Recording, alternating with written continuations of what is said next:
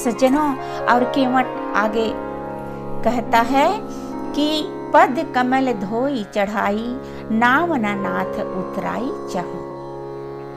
केवट कहता है मैं आपसे उतराई भी नहीं लूंगा प्रभु, आपसे मजदूरी भी नहीं लूंगा, क्योंकि जो एक व्यवसाय के होते हैं, एक धंधे के होते हैं ना, एक व्यापार के होते हैं, वो एक दूसरे से मजदूरी नहीं लेते। जैसे नाई नाई से नहीं लेता, मल्लाह मल्लाह से नहीं लेता, धोबी धोबी से मजदूरी नहीं लेता, उसी प्रकार से मैं भी आपसे उतराई नहीं लूंगा प्रभु, क्योंकि मेरा और आपका कार्य एक है।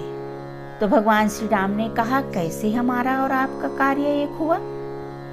तो केवट ने कहा प्रभु मैं जीव को गंगा पार कराता हूँ और आप जीव को भवसागर पार कराते हैं। जब आज मैं आपको गंगा पार करा दूंगा प्रभु, और जब मैं आपके घाट पर आऊंगा तो आप मुझे भवसागर पार करा देना, हिसाब किताब बराबर हो जाएगा। और केवट यह भी कहता है सज्जनों कि मैं आपके पिता दशरथ जी की सौगंध खा के कहता हूँ कि मैं उतराई भी नहीं लूंगा। जैसे ही केवट के शब्द को सुना, लक्ष्मण जी क्रोधित हो जाते हैं और तर्कस से बाण निकालते हैं और कहते हैं कि मैं इस केवट को अभी इसी बाण से इसका वध कर दूंगा।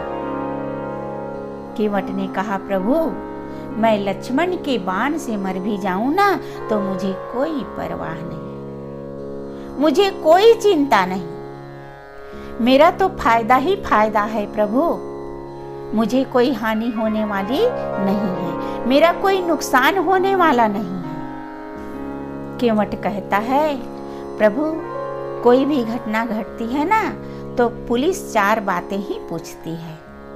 कौन कौन सी 4 बातें? कौन मारा, क्यों मारा,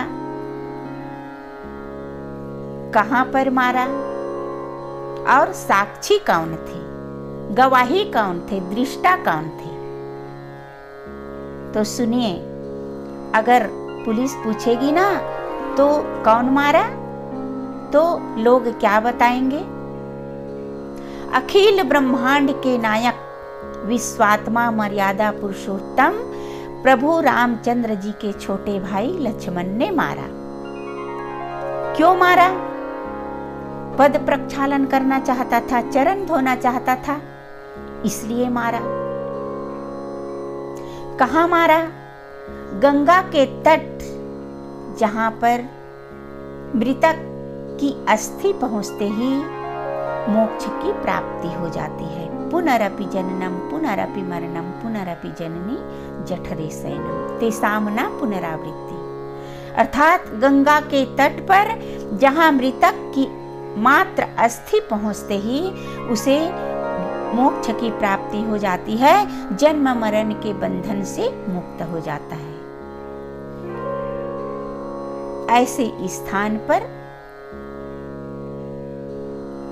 और पूछेंगे कि साक्षी कौन? तो श्री सीताराम जी साक्षी हैं। इससे बढ़िया मौत तो मेरी हो ही नहीं सकती प्रभु। भक्ति वही कर सकता है जिसे मौत से डर नहीं।